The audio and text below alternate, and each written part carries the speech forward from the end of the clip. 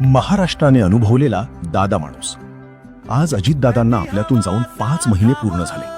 वेळ तसा फार पटकन पुढे सरकतोय, पण काही व्यक्ती अशा असतात ज्या काळाच्या पडद्याआड गेल्या तरी त्यांच्या आठवणी, त्यांचं काम आणि त्यांनी घालून दिलेला लोककल्याणाचा आदर्श कधीच जनमानसातून पुसला जात नाही. अजितदादा हे महाराष्ट्राचे असे नेते होते ज्यांनी नेहमी लोकांना मायेनं जवळ केलं. कधी प्रेमानं त्यांची कामं केली, तर कधी चुकीच्या प्रसंगी मोठ्या भावाप्रमाणे त्यांना दरडावून सांगितलं. पण दादांनी कधीच शब्दांचा खेळ करून लोकांना फसवलं नाही. मनात एक आणि ओठावर दुसरं हे दादांना कधी जमलंच नाही. जे बोलायचं ते रोखठोक आणि जे ठरवायचं ते ऑन द स्पॉट, हाच त्यांचा स्वभाव होता. अजितदादांची प्रशासनावरील पकड आणि कामाची पद्धत हा महाराष्ट्राच्या राजकारणातला सुवर्ण काळ होता.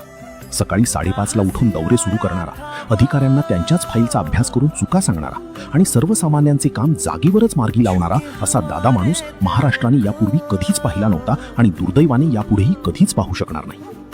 लोकांना त्रास होऊ नये म्हणून अधिकाऱ्यांना फैलावर घेणं असो किंवा दिलेला शब्द पाळण्यासाठी त्यांची व्यक्तिगत तळमळ, यामुळे संपूर्ण महाराष्ट्रात दादांच्या कामाबद्दल लोकांना वेगळाच विश्वास होता. दादांनी कधीही जातीपातीचं किंवा द्वेषाचं राजकारण केलं नाही. शेतकरी, कष्टकरी, तरुण आणि महिला या प्रत्येक घटकाच्या विकासाचं आणि ते पूर्ण करण्यासाठी आपल्या आयुष्याचा प्रत्येक क्षण झिजवला. आणि यामुळेच महाराष्ट्र त्यांना कामाचा माणूस म्हणून ओळखायचा आणि यापुढेही कायम ओळखेल. राज्याच्या राजकारणात यापुढेही अनेक नेते येतील आणि जातील, पण शब्दाचा पक्का, कामाचा ध्यास आणि प्रशासनावर एवढी वचक असलेला असा दादा माणूस या महाराष्ट्राच्या मातीत पुन्हा कधीच होऊ शकणार नाही. दादा, तुम्ही शरीराने जरी आमच्यात नसलात तरी तुम्ही घालून दिलेली शिस्त, तुमचा तो करारी बाणा आणि जनसेवेचा वारसा आम्ही आमच्या कार्यातून कायम जिवंत ठेवू. तुम्ही आणि आदरणीय पवार साहेबांनी ज्याप्रमाणे शिव, फुले, शाहू, आंबेडकर विचारांवर चालत बहुजन समाजाचं नेतृत्व केलं, त्याचप्रमाणे आम्ही देखील यापुढील काळात काम करत राहू आणि तुमचे विचार लोकांपर्यंत पोहोचवत राहू. आणि हीच आमची तुम्हाला खरी श्रद्धांजली असेल. बहती हवा सा था वो,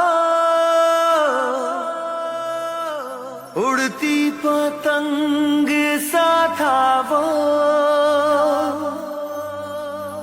कहाँ गया उसे ढूंढो.